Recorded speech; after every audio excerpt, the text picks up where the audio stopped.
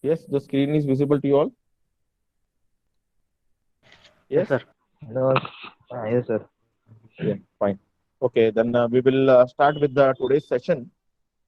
In the previous class, we were discussing regarding the sleepers and the sleepers. We were discussing. We have seen what are the different types of sleepers are there, right? Along with its advantages and disadvantages. Now, in today's class, we are going to discuss regarding ballast. Okay, I hope you know what is ballast, right? I hope you know what is ballast, right?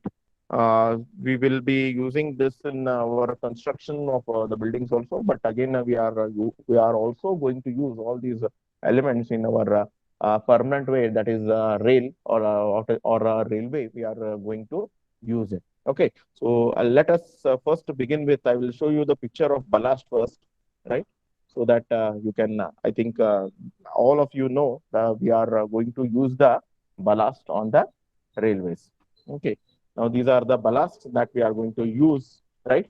You can see that on a permanent way, first comes rails, below rails, sleepers are going to come, and below sleepers, the ballast is going to come. Now, this is the picture of your permanent way. This is the picture of your permanent way.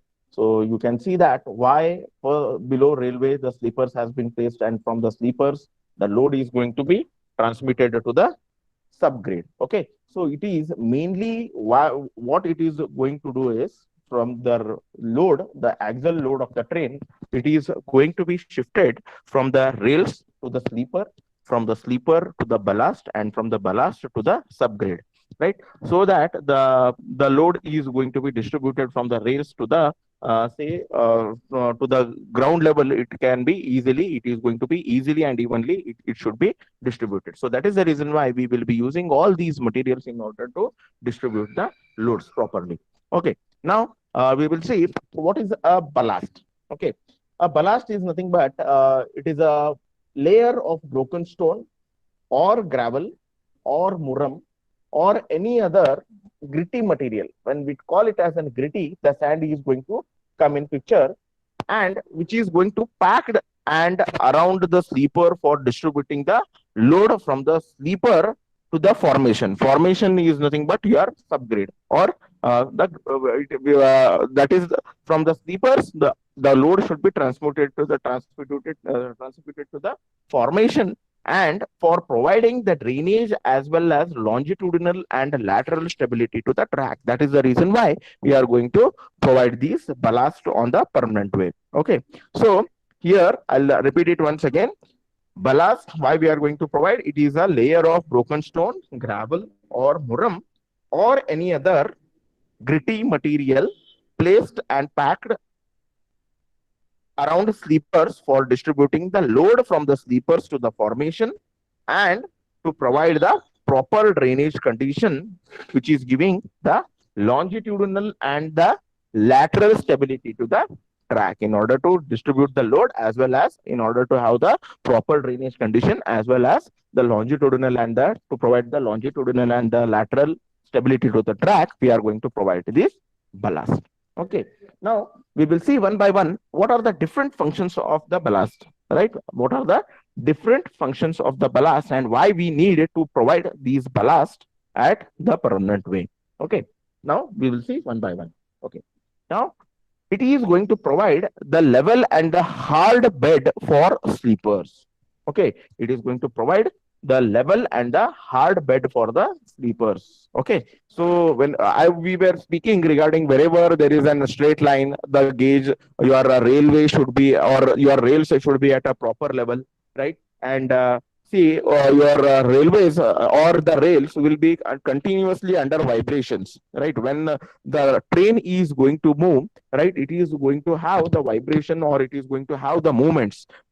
Then there is a, if we don't have any hard surface below the sleeper, right, below the sleeper, then what will be happening? There will be possibility of derailment due to the instability, right? If due to the variation of the load, or due to the vibration, right, what would, if a hard material is not there, then what would have happened? There is an there is an undulation is going to be get created on the railway line. So in order to provide the hard surface as well as in order to make the say permanent way level, right, we are going to provide these particular we are going to provide these ballast. Okay, next is the next requirement is it is going to hold the sleepers in position, right? As I have told, due to the momentum of the train, right, there is a moment, there is a vibration is going to create. So in order to hold the sleepers due to the vibration, there is a possibility of the momentum of the rails will also be there. So in order to avoid that, what we are going to do is we are going to provide the ballast. Third is it is going to transfer and distribute the load to the wide area, right? Now the from the rails the load is given to the sleepers, from the sleepers, right, now ballast is going to be spreaded, on an entire permanent way. So what happens in our permanent way is the ballast is a material which is going to transmit the load taken by the sleepers to the formation. See, since we have spreaded the ballast over the entire permanent way, what is going to happen? Whatever the load is going to come on, right? The whatever the load is going to come on the permanent way, right? It is going to be distributed evenly to the formation level.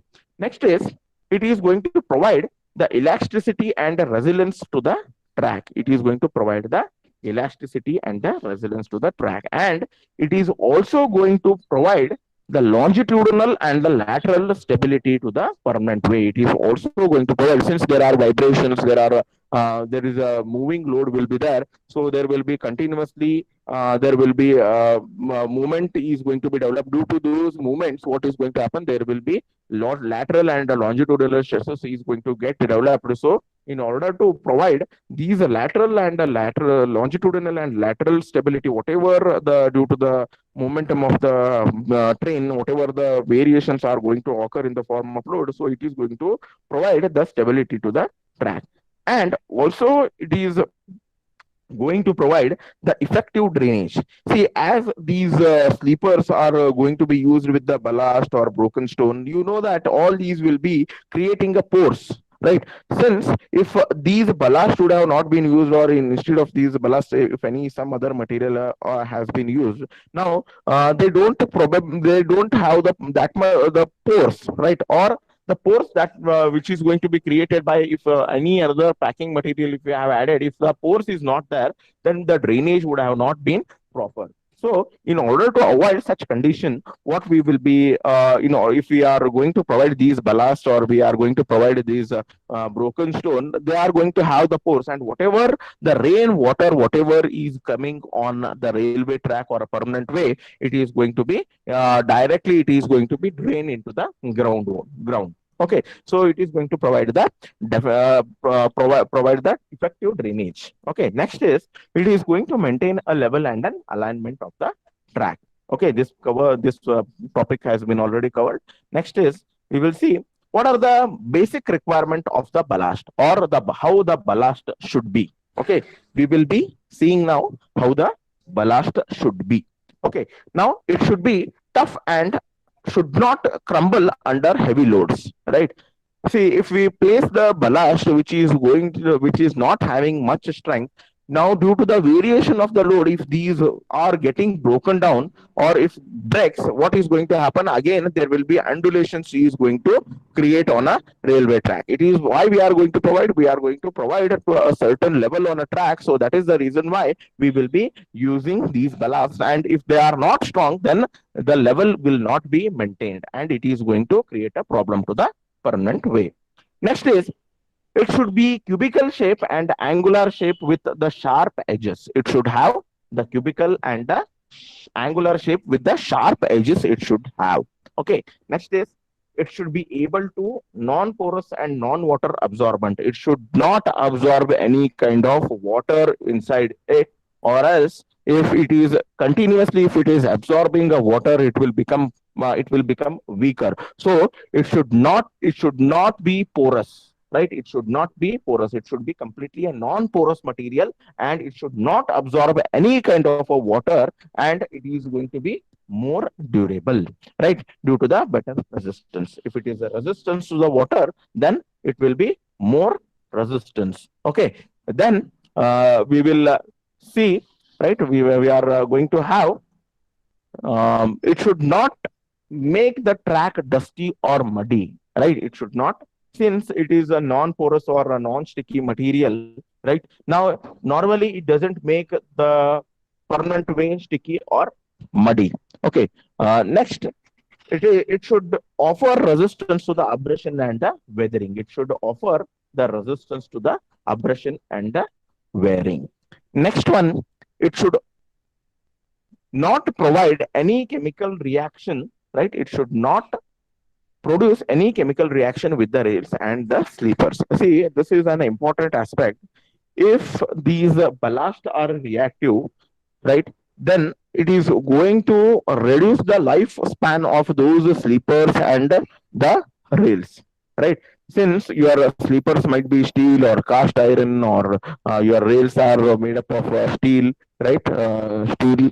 Then what would have happened is, if probably it would have, if these your if these your ballasts are reactive in nature, then it would have reacted with these ballasts and rails, and the durability of those ballast and your sleepers would have been reduced. So it should not react with the, it should be chemically non-reactive. It should be chemically non-reactive. The ballast should be chemically non-reactive. Now, it should provide the good drainage system. This point already we have covered, right? It should provide a good drainage system. Okay. Now, the important aspect of this ballast under ballast is the 8 point. The size of the stone ballast should be 5 centimeter for wooden sleepers, 4 centimeter for metal sleepers, and wherever there are turnouts and crossovers are there, we should provide the 2.5 centimeter size of ballast. Okay. So that should be the size of the ballast. Ninth one is, it should be cheap, it should be economical, right? Or it should be available into the nearest places. It should be cheap, it should be economical, and it should be available in the nearby places from the nearby quarries. It should brought from the nearby quarries. Okay.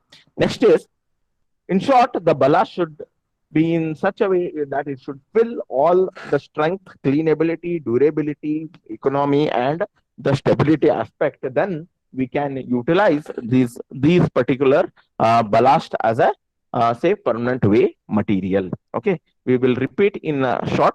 Right, in short, we will repeat the things. What are the good requirements? It should not crumble under the heavy loads. It should be cubical and angular shape. It should not be non-porous. It should not absorb any kind of a water, and it should not make the track dusty. Right. It should offer resistance to the abrasion. Right, and it should not. It should be chemically non-reactive. Next is, it should provide the good drainage system. Right. The size should be proper. Right, and in short, overall, it should provide the good strength, cleanability, durability, and economic stability. So all these requirements that your ballast should have. Okay, is it clear? Yes, is it clear? Shadab, Shadab is not there. Is it clear? Yes, sir. Yes. Others, Yes, sir. others, others. I'm asking to others. Is it clear? Yes, sir. Good. We'll go ahead now. We will see the next topic, that is the ballast types. What are the different types of ballast? First one is broken stone, right? First one is the broken stone, right? Then we are going to have the gravels. Then we are going to have the sand, right? First one is broken stone, gravel, sand. Then we are going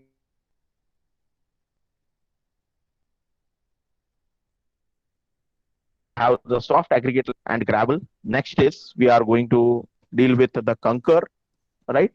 Next is the brick ballast. So these are the different types of material that we are going to use as a ballast. We can use all these materials as a ballast. Okay. Now we are going to see the first type under it, that is the broken stone. We will see the first type under the ballast, that is a broken stone. Okay. Now, as you can see, the broken stone, right? Broken stone, it is the one of the best type of a ballast that it is going to process all characteristics of a good ballast requirement. It is going to fulfill all the requirements of a good ballast. Okay, it holds the track to the correct alignment and also proper gradient, right? And due to this, the interlocking is going to become very easy.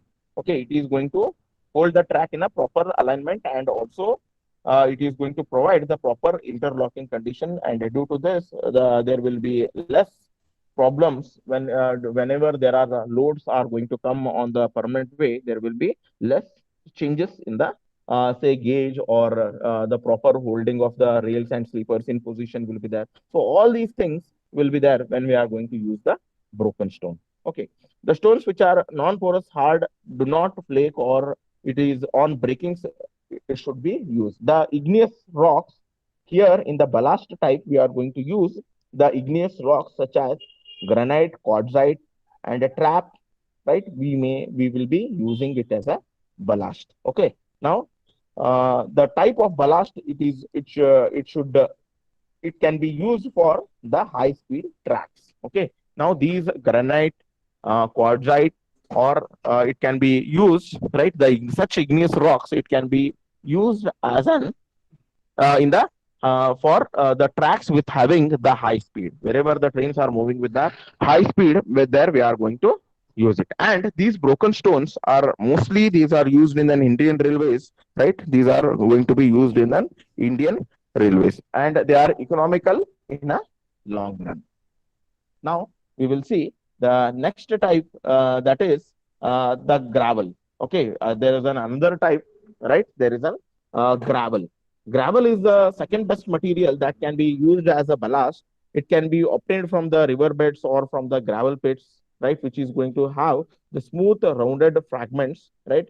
The gravel obtained from pits usually contain the earth, which should be moved to which can be removed by washing. Okay. Now, the gravel which is going to be obtained from the riverbed, it should be screened and screened to the required size, which is from the gravel is used. Okay. Now, the larger size gravels, right? It can be broken into the required size. Okay. Uh, and it is going to have certain kind of an advantages. The gravel is going to be the cheaper material, right?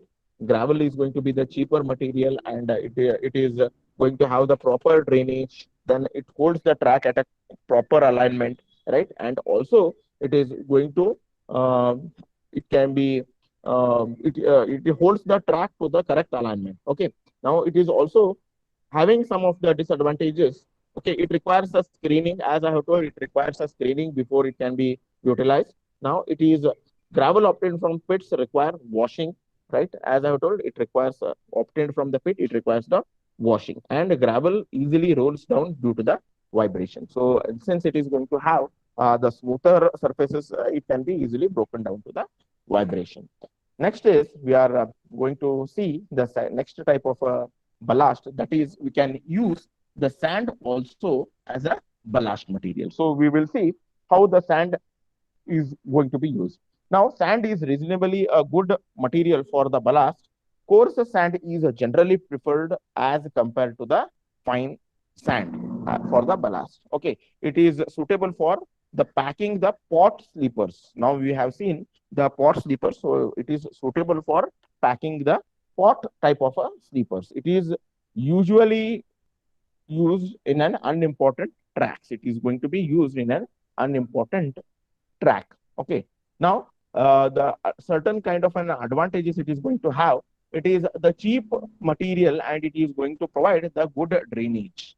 Okay. And it is the second advantage is the best sand consists of the good quantity of a fine gravel as well, which is can be used in the narrow gauge. Even the sometimes the fine gravel type of sand, we can use it in the narrow gauge. Okay. Now it is going to have the good drainage properties. It is available in the large quantities, and also it is going to provide the tracks to be silent. See, due to the vibration and all, the ballast and all, if it is going to move, and due to the vibration, since it is very hard, it might create some noise. But when we are going to provide these particular the tracks with the sand, it is not going to provide the much noise. So it is normally it is going to be the silent type of a track it is going to provide. Disadvantages, right? It causes the wear of the rails, seats, and the keys. Okay, and it has no stability and gets disturbed by the vibration or by the moving train. Okay, it is going to be get moved by the moving train.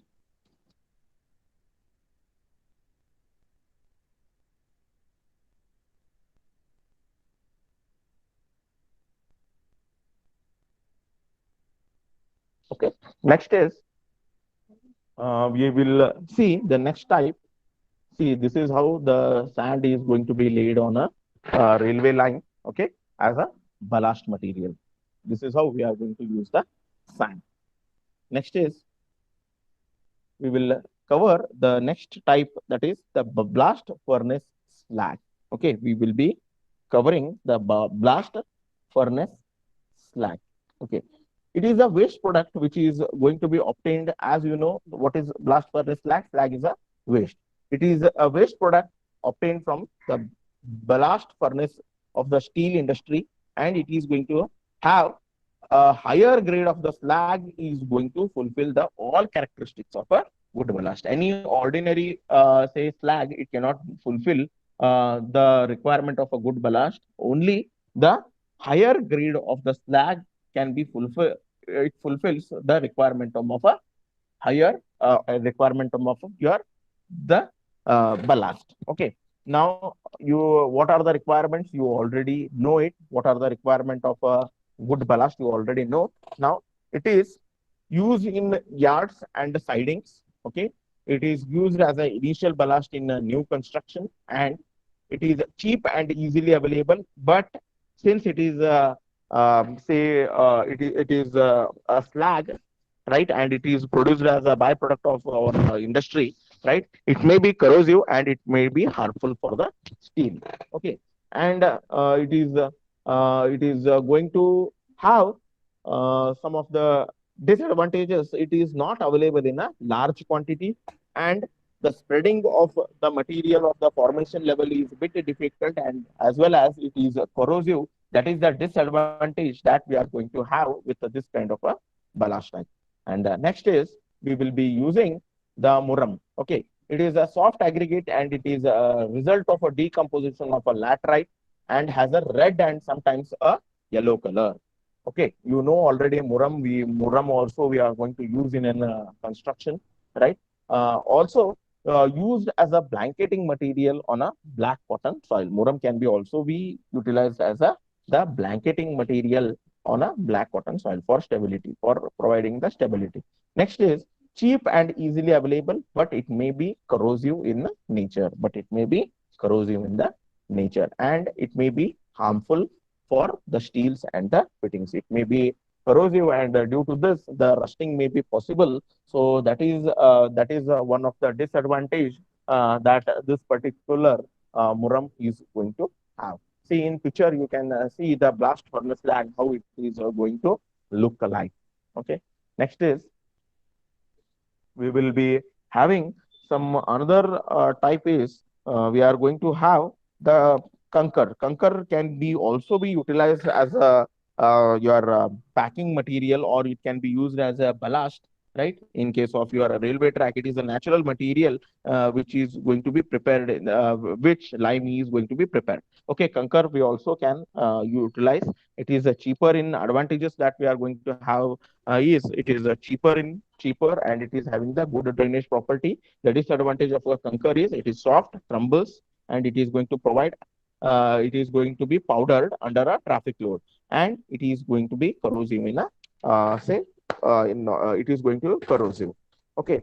the size of the ballast. Now we are going to come into the sizing of the ballast sector, right? Now the size of the ballast that we are going to use in a railway track, it is going to vary from 1.9 centimeter to 5.1 centimeter. Okay, the best ballast is that which is going to contain the stones which is in a varying size, right from 1.9 centimeter to 5.1 centimeter into the intermediate sizes. Okay, now the exact size of a ballast depends upon the type of the sleeper that we are going to use in a location.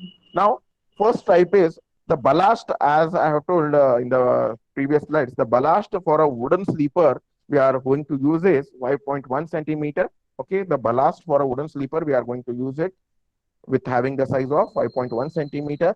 Ballast for the steel sleepers we will be using around 3.8 centimeter, and the ballast under wherever the crossings are there we will be using uh, size of around 2.5 centimeter, right? Wherever the crossings are there, we should utilize the less size of the ballast size should be less, and the ballast for the steel sleepers we should use up to about 3.8 centimeter, and for the wooden sleeper we are going to use the larger size of the ballast.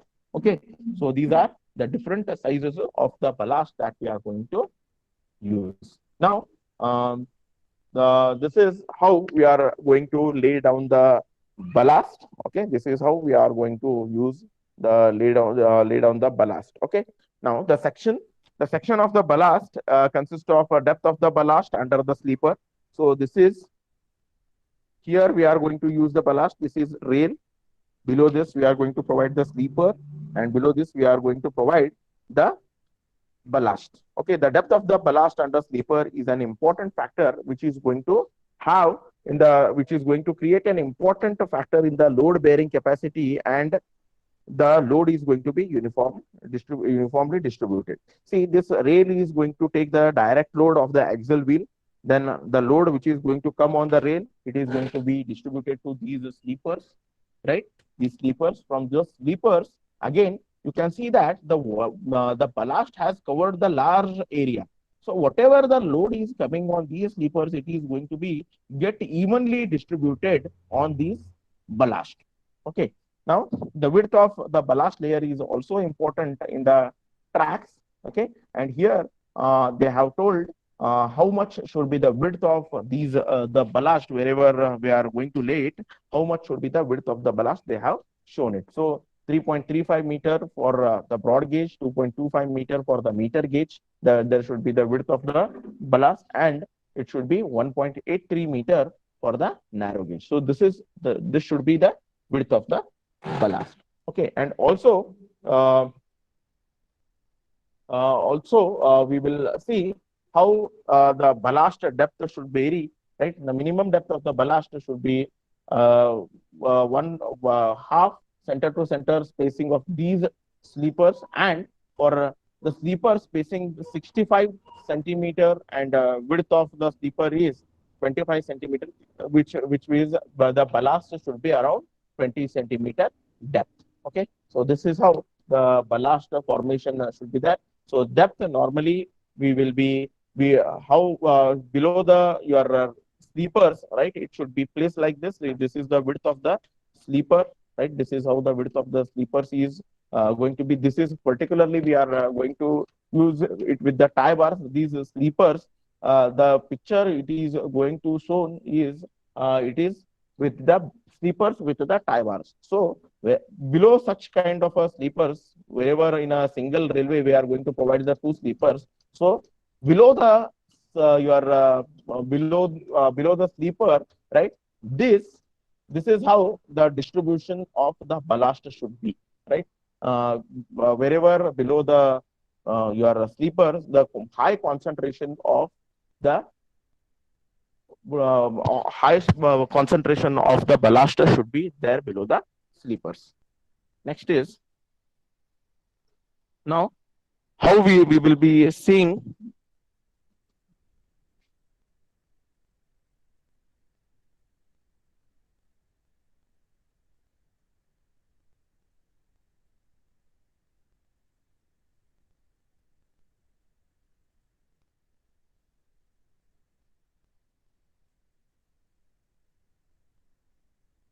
Now, this is how your sleeper, the formation. This is how, this is the railway. This is your fastening, and this is your sleeper, and this is the gravels which are there. See, here immediately below the sleeper, we have placed the larger size of the ballast. Right here, the depth of the ballast that we are going to use is 25 to 30 centimeter size of the ballast, and below that, we will be using the gravel of a 10 centimeter. As I have told, right, the load from the axial load, the load is going to be distributed to the rails. From the rails to it is going to be distributed to the sleeper. And here we are going to use the larger size of the ballast. We are going to use it. Okay. So here what happens is, since we are going to use the larger size of the ballast, here in order to distribute the load is going to be proper when we are going to use such kind of a larger ballast.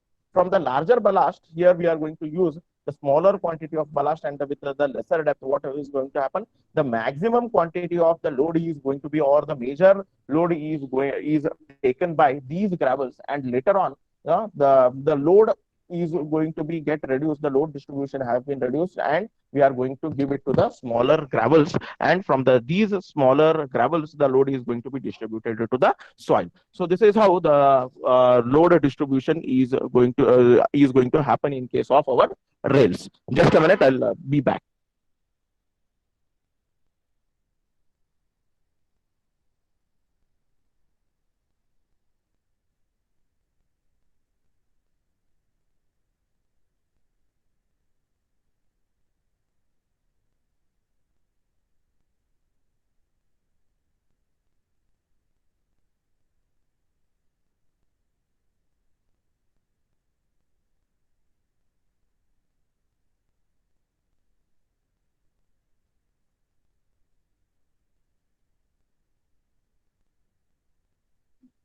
So this is how your the spacing of the sleepers is there. It is sleepers.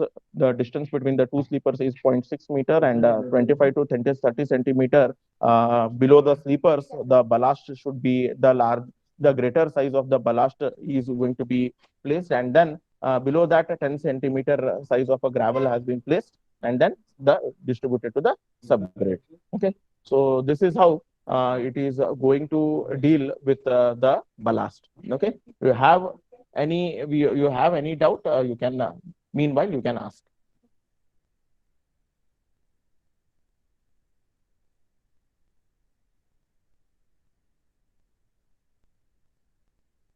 So if you have any doubt, you can ask me. So we will repeat the things what we have studied. You have any doubt? You have any doubt? You have any doubt? Yes. Shadab, any doubt? No, sir. Sagar, No, sir. No, sir. everything is clear? Yes, sir. Okay, anybody is having any kind of a doubt?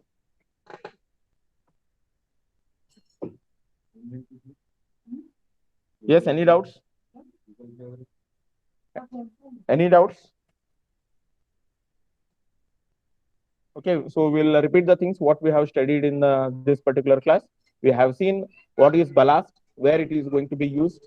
Okay, and then we have seen what are the main functions of a ballast, right? How it is going to be important. Then what are the requirements of a ballast? Then we have seen what are the different types of a ballast that we are going to use. Okay, and then we have seen what are the different types of ballast, that is broken stone. We have seen sand, right? And then we have seen blast furnace slag, muram, right? And different sizes of ballast. How much should be the width of the ballast formation level, that we have seen in this particular class. And then how the depth should be there, right? And then we have also seen how the load is going to be taken by these kind of a ballast. We have seen it. This is how the load distribution is going to occur. Okay. So this is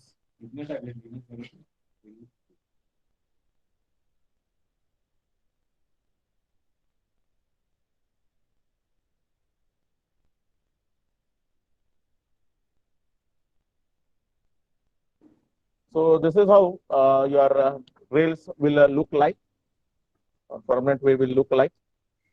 Okay. So in the next classes, right, we are going to see regarding your crossings.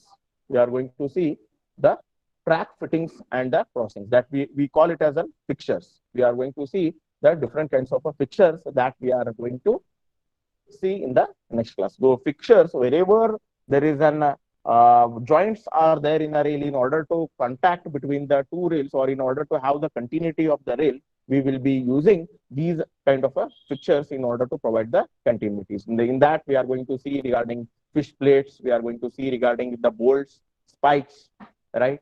And we are also going to discuss regarding the different types of spikes. All these things we are going to discuss in the next class, right? That we are going to discuss regarding the fixtures and the fastenings.